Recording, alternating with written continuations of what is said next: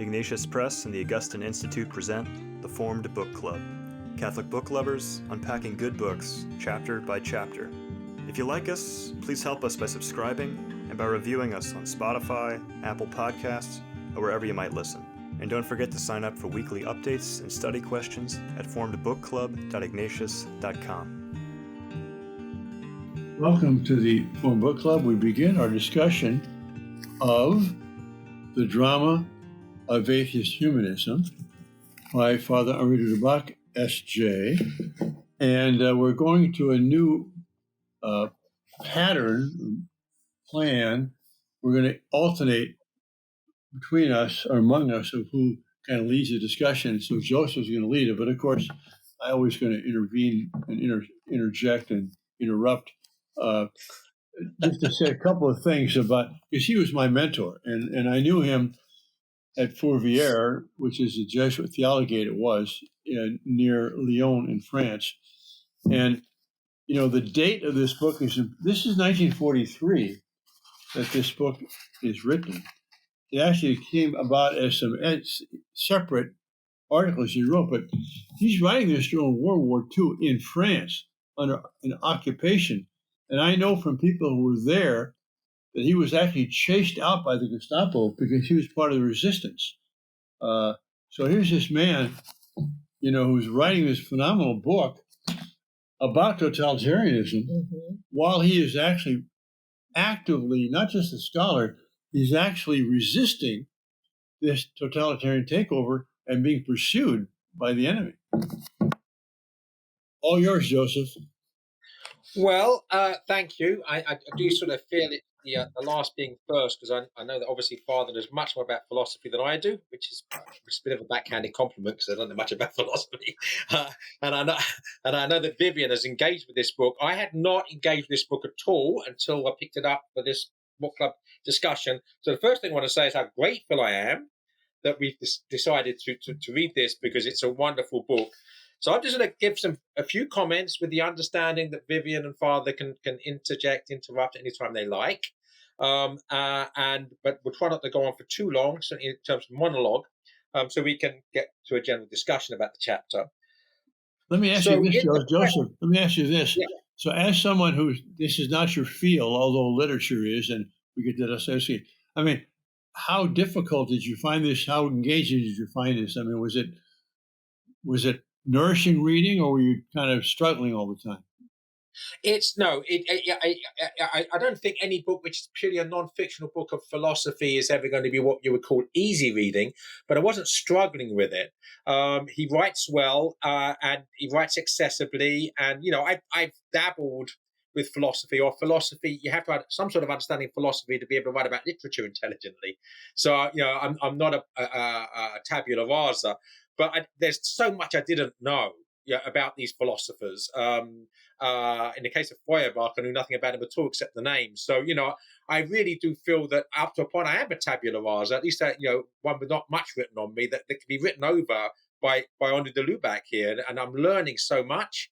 I'm deepening my knowledge of the roots of the culture of death in which we find ourselves. It's been marvelous so far. Obviously, we've only read the first chapter, but I just can't wait to carry on, basically. Okay. So at the beginning of the preface, he says at the bottom of page 11 here, the negation that underlies positivist humanism, Marxist humanism, and Nietzschean humanism is not so much atheism in the strict sense of the word as anti-theism, or more precisely, anti-Christianism. Great as the contrast is between them, their common foundation in the rejection of God is matched by a certain similarity in results, the chief of which is the annihilation of the human person. So here we have the introduction of a theme. First of all, that these modern forms of humanism are not primarily concerned with looking for the truth, but with debunking Christianity. That basically we have to somehow destroy Christianity in order to do something else. And so I think that's important. In other words, it's not an engagement with reason. No, I sometimes there's two types of atheists: the noble atheists who's just looking authentically for the truth and can't find it in God, and there's the other sort of atheists, who are the vast majority, who don't want God to exist and they're building their arguments based upon that Right, and presupposition. the idea being that it diminishes man if we put all our qualities, project them on God, and become like subjects. We become slaves. God is the master. We can't develop ourselves. We can't be fully human. That's the idea behind it, you know. Exactly, and he's actually very good at giving voice to their ideas. You know, he gives them their voice. But as he says, even in that paragraph I just read, the consequence is not the liberation of the human person, but the annihilation of the human person.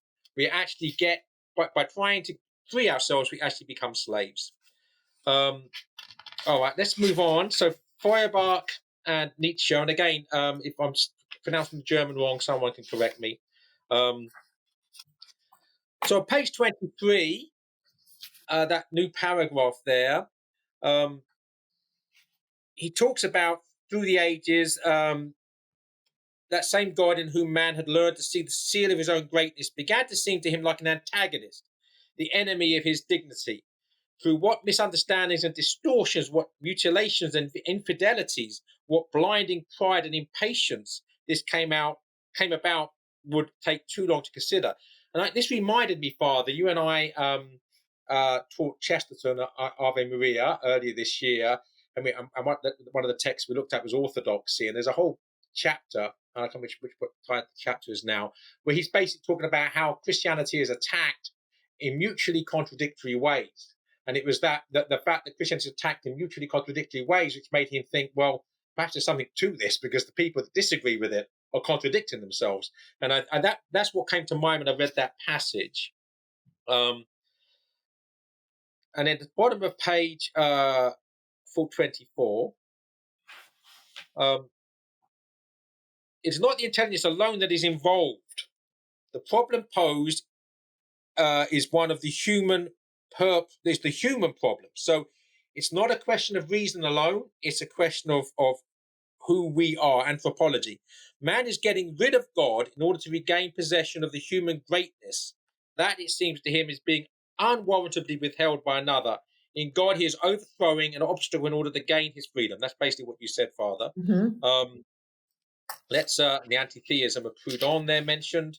Let's move on again. But before you move on, I would just love it to read the very next line. Modern humanism, then, is built upon resentment and begins with a choice. Absolutely, I'd highlighted that sentence as well, but I'm obviously trying. I'm conscious of not wanting to just dominate, whatever the right word is.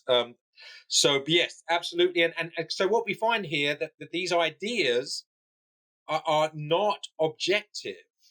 Right. They're consciously subjective. They begin with resentment and antagonism, and choosing that resentment and antagonism as their starting point. So it's not even trying to be objectively engaging with reason. But let's also not diminish the intellectual gifts and strength of both the Feuerbach and a Nietzsche. And one of the quick qualities of this book is there's many quotes from these authors. And typical de Lubac, many pages have footnotes that are more than the rest of the text on the page. So if you want to go deeper and read more quotes, you can do it. It's a beautiful way he presents this. Yes. And some of the footnotes are absolutely fascinating. That is the trouble in trying to make progress, because I find myself as engrossed by half the footnotes as by the primary text. So on to page 33, again, things I didn't know. I didn't know much about Feuerbach anyway, and his basically debunking of Christianity as something which is man-made, and God as something which is man-made. And this, but then how this was influential on Friedrich Engels and Karl Marx. So the connection between this resentment and desire to abolish God with the founders of Marxism. And Engels says here, there was widespread enthusiasm. We all straightway became Feuerbachians. And then de Lubac, who's not prone to exaggerating, says he is scarcely exaggerating. In other words, that the Feuerbach basically became a craze that these people jumped on and leapt on and built their own ideas from. He laid foundations.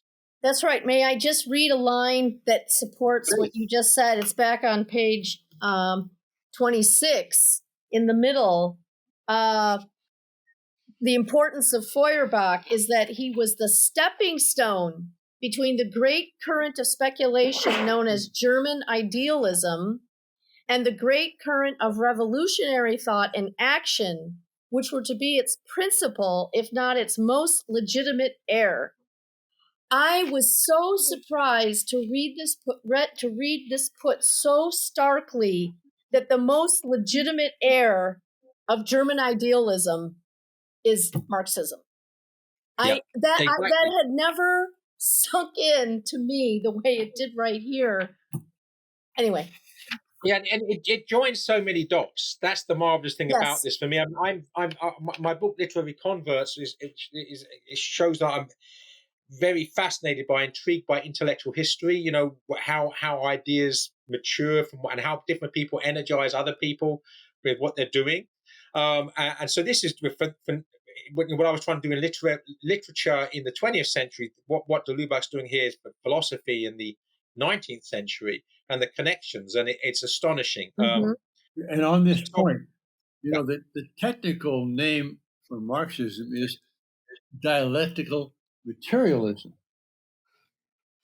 Hegel was what they call dialectical spiritualism. You begin with spirit, the absolute, that's the thesis, then matter becomes the antithesis, and then the thesis becomes, you know, God becomes himself, the absolute becomes himself through the dialectic, the interaction in history.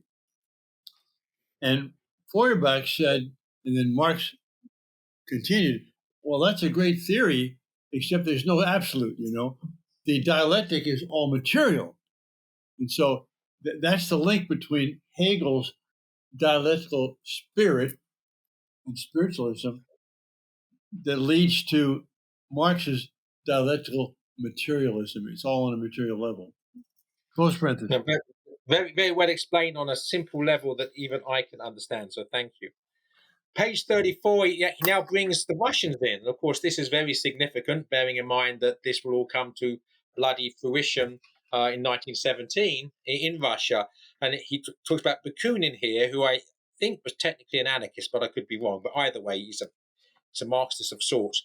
And his quote here, middle of the indented quote, the bottom of page 34, God appears, man is extinguished, and the greater the Godhead, the more wretched man becomes. This is the history of all religions.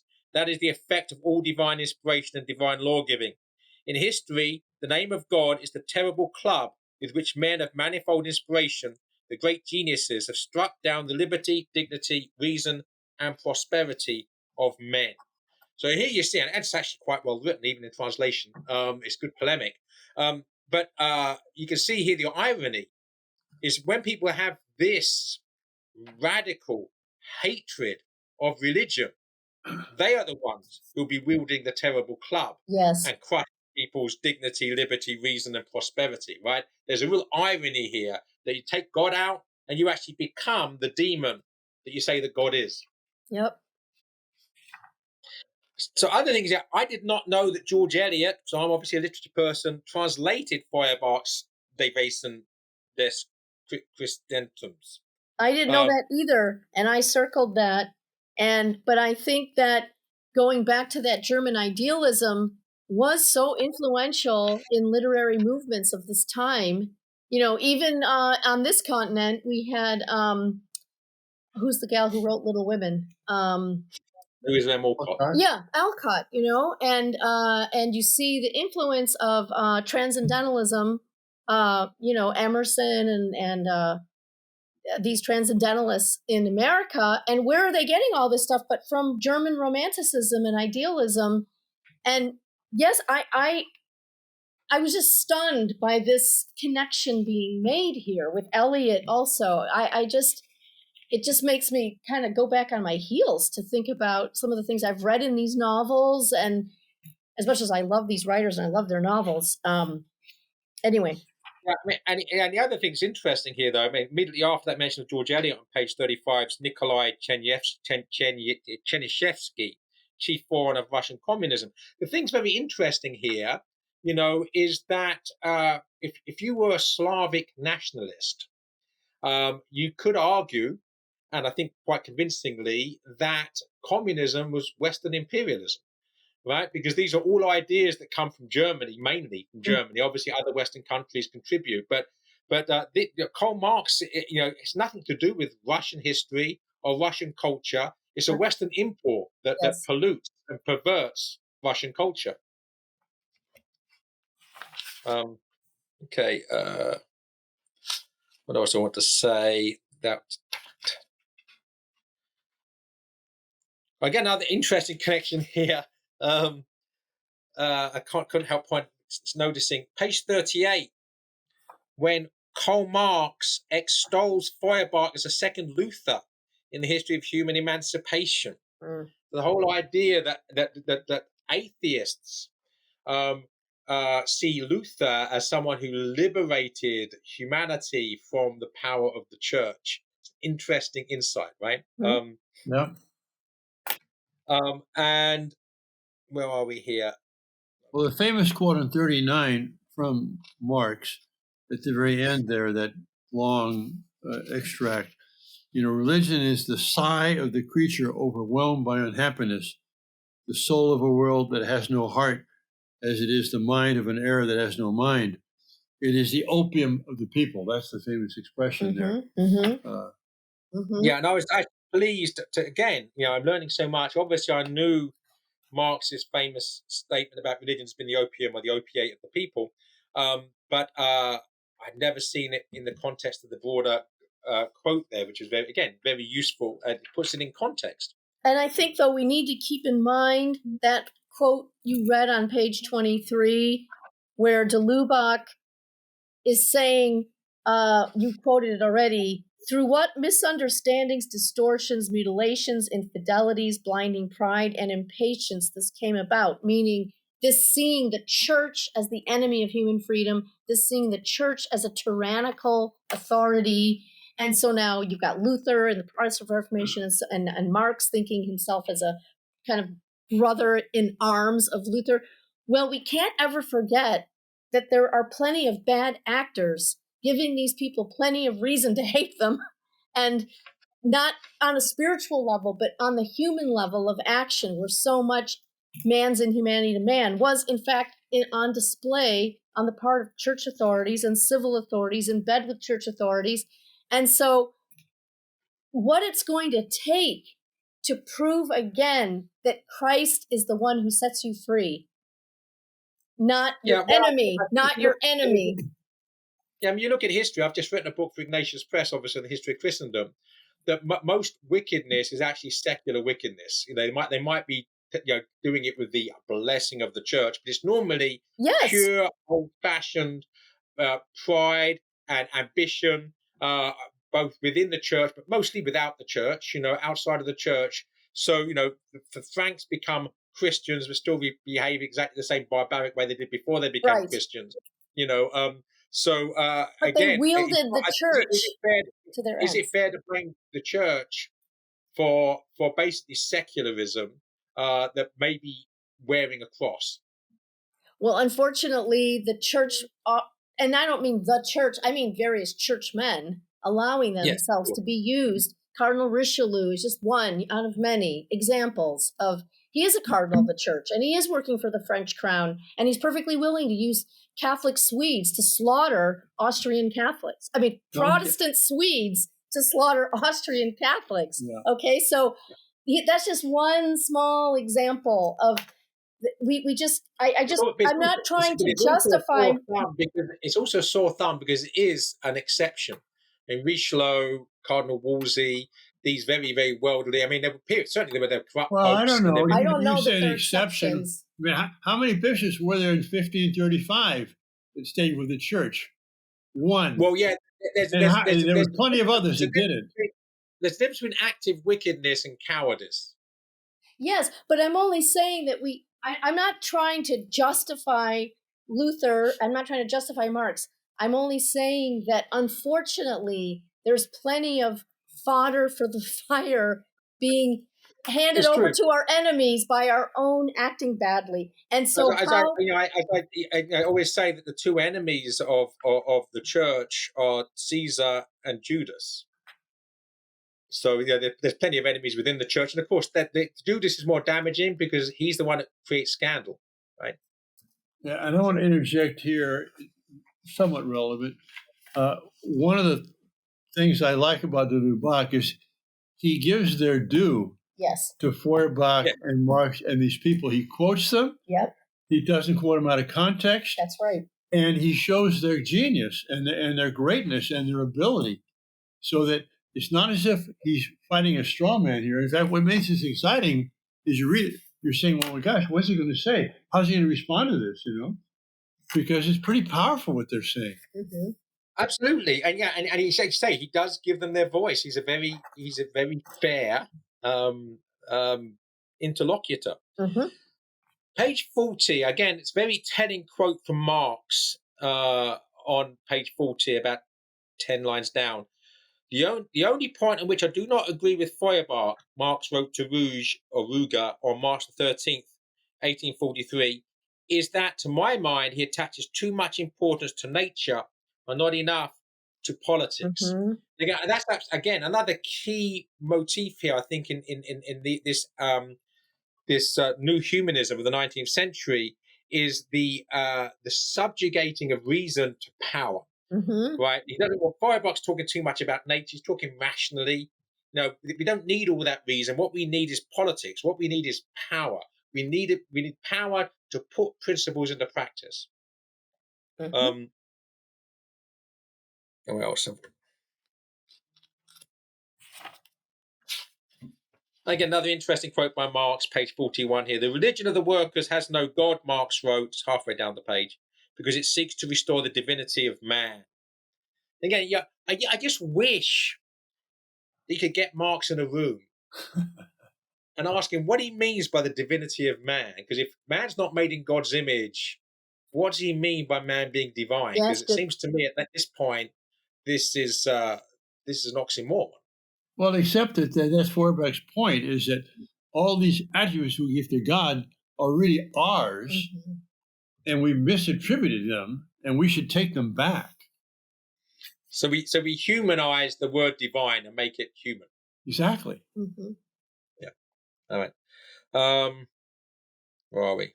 But the point is, somewhere in the book chapter he says, however, this does not elevate man; it debases God. That's what happens. And when you debase God, you debase man. Yeah. That's where it goes. Right. Exactly. So page 43 again. There's just irony here. This is Nietzsche's memoirs. At the time when he was at work on his memoirs, those memoirs of which Nietzsche himself corrected. Oh no, this is Wagner. Sorry, Wagner's memoirs. How about that? Corrected the proofs. Sorry. These are Wagner's memoirs that he has Nietzsche correct. I know exactly, and it's towards the end of Wagner's life. Wagner still considered Feuerbach the quote only real philosopher of modern times, and quote the representative of the radical and categorical liberation of the individual. And again, the irony here, to see how things played out in the 20th century. How these ideas of Feuerbach metamorphosed into Marx, metamorphosed into Lenin, actually obliterate the liberation of the individual, right? They have to become slaves of the collective. It's the absolute complete opposite of what Wagner, and Wagner was very much an individualist, but he wasn't realizing that the demons that he was actually in bed with, that's the problem. I know. I was shocked to read from Feuerbach, Wagner received the inspiration for his Siegfried. Yeah, I had to read that twice. I love Wagner's music. I've been actually listening to Siegfried in the car today. In the Nibelungenlied?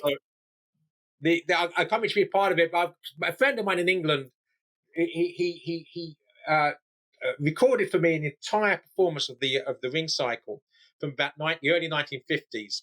And it's beautiful. So I've got about 15, 20 CDs, and I just play them one at a time, out of order, just whenever. But The other thing, see, I'm learning all about Wagner, and obviously I like Wagner's music, so I'm interested. I did not know, I knew that obviously Wagner's connection to Nietzsche, everyone knows that. But Wagner, the fact that he read Feuerbach, the fact that he read Schopenhauer, Mm-hmm. I knew nothing about any of this. So this sort of intellectual input, if you like, into Mm-hmm. his views. Well, I'm glad Germany produced Ratzinger. Yeah, no kidding. Because what we're seeing here is, the evils that have been visited upon the world in the 20th century seem to all come from Germany. Yeah, well, yeah, actually, if you look at it that way, yeah, Nazism and communism. Nazism and communism. And then they have Nietzsche again here. This is very interesting. Middle of page 45. Atheism, he said at that time, is not, for me, the consequence of something else. Still less is it a thing that has befallen me. In my case, it is something that goes without saying, a matter of instinct. So here we have, Nietzsche, a philosopher who presumably, love of wisdom, someone who reasons well, basically saying that his atheism has nothing to do with any rational process. Mm-hmm. Right? He's basically always had, as a matter of instinct, from the beginning. So it's basically he's confessing a prejudice which informs his thinking. That's right. It astonishes me that this is so not anti-theistic. It's also anti-rational. Mm-hmm. And the bottom of that page, very important. The way to get rid of him, God, is not so much to refute the proofs of his existence. That would be reason, right? As to show how such an idea came to be formed and how it succeeded in establishing itself in the human mind, in gaining weight there. This historical refutation is the only one that will carry finality. This is related to 19th century German historicism, Mm-hmm. which, on a whole other topic here, we have a book called The Poor Liberal Arts by Father Gantz, where he shows, I think pretty conclusively, that what began to cause the disintegration of liberal arts, the search for truth and goodness and beauty, was this German historicism. Everything is historical. We don't need to think about what's true. How did it happen? What are its roots? Where did it come from? Mm-hmm. And I was kind of surprised to see that here as Nietzsche's main project here. Let's not try and refute the existence of God. Let's just try and construct a narrative in which we can show how the idea of God, arose. In fact, there's a beautiful thing in Chesterton, Orthodox Everlasting Man, where he talks about this book about, the title was The Evolution of the Idea of God by the author. And Chesterton says, I'd rather read a book about the evolution of the idea of this author by God. Very good. But what you say, Father, about German historicism, this is also critical race theory, the dismissal of everything as an historical construct. So you don't have to engage with whether something is true or not anymore. You just have to show that it was historically constructed, and therefore you can debunk it. That's you right. say this is a process. Nietzsche's, he's impregnated the modern mind. And this is why power ends up being the big player, because if it's power that brought this about through history, then by golly, it's power that can show it to the door. And we now become the agents of history by the exercise of our will. And exactly, and where does that lead? Absolutely. Where does that lead? The triumph of the will, apart from that being a Nazi slogan. Yep. Page 56, about 3 lines up from the bottom. This liberated man, this freed man of the Villa zur Markt, to whom nothing now is forbidden. That's right. You can actually do what you like. So next page. Now once more, the pioneer of knowledge has license to attempt whatever he will. Mm-hmm. I mean, where's that going to lead? Yep. Right? Once you have that belief that I can now do as a Superman, as a self-styled Ubermensch, I can actually do what I like with the Untermenschen. I mean, we actually saw where it led in practice, right, in the 20th century. It leads, among other things, to men claiming to be women and competing in women's sports. Because, right, exactly. My will is to be a woman. I identify myself, and therefore I am. We're about past half hour already. I hate to get behind on this book, but I also don't like to Short shrift it. So Yeah, my suggestion was, Father, if you and Vivian are happy with it, is that I've sort of got to page 58 is the dissolution of man. We've managed to do almost 60 pages. That's a reasonable pace. Mhm. And we don't have to stop at the end we can just carry on reading. So you can still set chapter 2 and we'll see if we can catch up. Okay, let's do that. We'll start from page 58 next time, perhaps, yes? 58. All right. It's a new section there. All right. So thanks everyone for if there's anybody there. Thank you very much for watching and listening. God bless you. See you next week. If you enjoyed this discussion, please help spread the word about the Forum Book Club by subscribing to the podcast and writing a review. You can sign up for weekly updates at forumbookclub.ignatius.com.